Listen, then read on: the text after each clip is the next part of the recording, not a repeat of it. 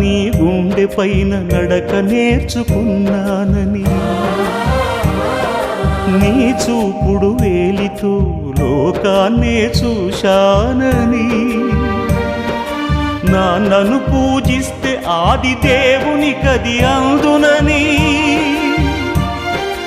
అమ్మకు బ్రహ్మకు మధ్యన నాన్నే ఒక నిచ్చెనని తెలియనైతి తండ్రి, ఎరుగనైతి నాన్న.